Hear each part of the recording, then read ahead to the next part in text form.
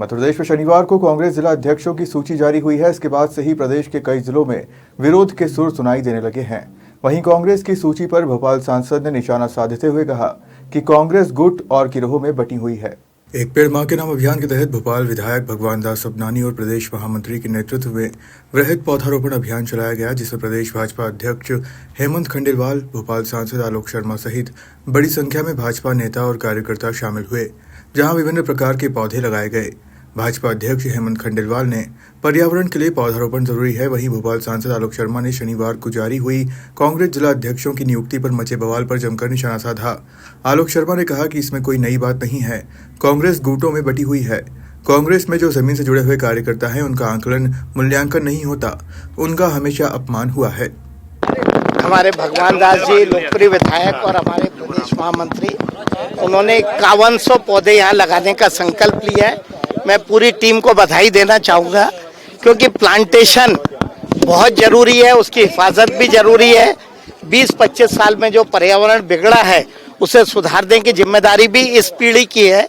हम सब संकल्प लें कि हम वैसा ही पर्यावरण अगली पीढ़ी को देंगे जैसा पर्यावरण पिछली पीढ़ी ने हमें दिया। देखिए, कांग्रेस की अपनी पद्धति है, उन्होंने किसी को क्यों बनाया, किस लिए बनाया, ये उनके अंदर का मामला है। कोई राजनीतिक विषय होगा तो मैं जरूर आलोचना करूंगा, बाकी उनका आंतरिक नहीं। एनसीईआरटी समय समय पे अपने पाठ्यक्रम में बदलाव करती है, और जो छात्र हित में, जो देश हित में, जो राष्ट्र हित में होता है उसे करने का प्रयास। देखिए, इसमें कोई नई बात नहीं है। कांग्रेस गुटों में बटी हुई है, कांग्रेस गिरोह में बटी हुई है। कांग्रेस में जो जमीन से जुड़े हुए कार्यकर्ता, उनका आकलन नहीं होता, उनका मूल्यांकन नहीं होता। इसलिए जैसे ही सूची आई वैसे ही निष्ठावान कार्यकर्ताओं की उपेक्षा हुई और उनको को दायित्व नहीं दिया। इसलिए आज लोग इस्तीफे दे रहे हैं। इसलिए मैं समझता हूं कि कांग्रेस विसर्जन की ओर बढ़ गई है। कांग्रेस के नेताओं को आत्मचिंतन करना चाहिए कि कुछ दिन राजनीति से संन्यास लें, वानप्रस्थ की ओर जाएं और आकलन करें कि क्या कारण है कि जनता लगातार हमें क्यों हरा रही है। और निष्ठावान कार्यकर्ता, ये चूंकि उनका आंतरिक मामला है, मैंने पहले भी किया कि कांग्रेस में काम करने वाले कार्यकर्ता को कोई स्थान नहीं है। अगर स्थान है तो केवल देश के अंदर भारतीय जनता पार्टी जो केडर बेस्ड पार्टी है, इसलिए भारतीय जनता पार्टी को देश और दुनिया में पार्टी विद डिफरेंस के रूप में पहचाना जाता है। हर बूथ पे काम करने वाले कार्यकर्ता का, वार्ड में काम करने वाले कार्यकर्ता का, मंडल में काम करने वाले कार्यकर्ता का आकलन होता है, मूल्यांकन होता है, उसको जवाबदारी भी दी जाती है। मैं तो एक छोटा सा कार्यकर्ता था, वार्ड का अध्यक्ष था, आज पार्टी ने 2 बार पार्षद का बनाया, विधानसभा का टिकट दिया, महापौर बनाया, आज सांसद बना दिया।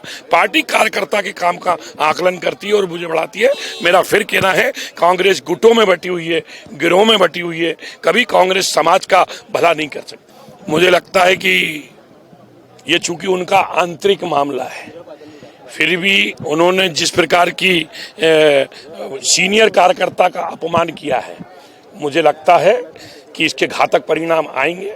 और हम तो चाहते हैं कि वो कांग्रेस इस प्रकार की गलती करे, वो गलती लगातार कर रही है। निष्ठावान कार्यकर्ता का जिनका हक था, अब गुना में जो कार्यकर्ता बरसों से कांग्रेस के लिए काम कर रहे हैं, उनको लगता था कि हम जिला अध्यक्ष बनेंगे, उनका हक छीनने का काम कांग्रेस ने करके एक पूर्व मुख्यमंत्री जो बंटाढार थे प्रदेश के, जिन्होंने बंटाढार किया है, उनके बेटे को बनाया है। मुझे लगता है कि हर कार्यकर्ता का जब ऑलरेडी एक पद है तो दूसरे पद के ऊपर नहीं जाना चाहिए, वहां देना चाहिए, पर उनका आंतरिक मामला है। नहीं, आपत्ति क्या रही है? आज अगर इस देश का अगर विभाजन हुआ है तो मुस्लिम लीग के कहने के ऊपर ब्रिटिश सरकार ने किया था, उसको बढ़ाने का काम कांग्रेस ने किया।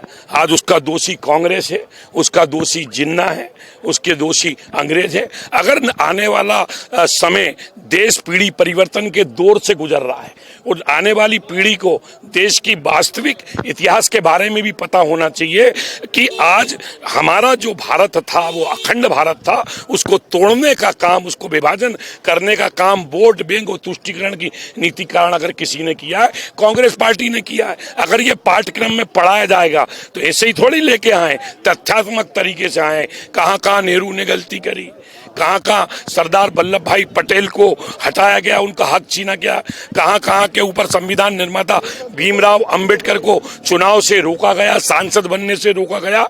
मुझे लगता है कि वो ये पूरा का पूरा जो इतिहास है आने वाली पीढ़ी के सामने आना चाहिए, बच्चों के सामने आना चाहिए, और मुझे लगता है कि इसके ऊपर एक देश के अंदर डिबेट होना चाहिए। कांग्रेस पूरी तरीके से समाप्त हो चुकी है, कांग्रेस पूरी तरीके से खत्म हो चुकी है। भोपाल से उमेश यादव की रिपोर्ट।